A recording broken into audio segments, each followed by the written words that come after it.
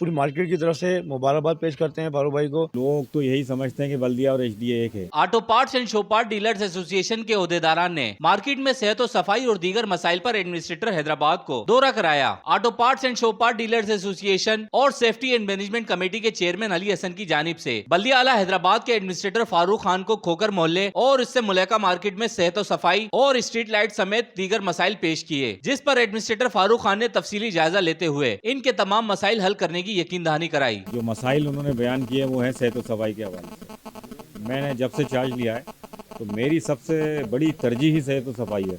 हैदराबाद शहर का हाल आपको बुरा है और हालिया बारिशों ने तो इस शहर का स्ट्रक्चर और ज़्यादा ख़राब कर दिया है। तो मैंने अपना जो टारगेट बनाया है सबसे पहले वो है सेहत और सफाई। मैं खुद सुबह सवेरे उठता हूँ, अमले को चेक करता हूँ, सफाई के मामलात को चेक करता हूँ और उनको सख्त तरीन हिदायत दी है मैंने कि शहर में मुझे कहीं पानी खड़ा हुआ नज़र ना आए और सफाई की सूरत हाल बेहतर हो।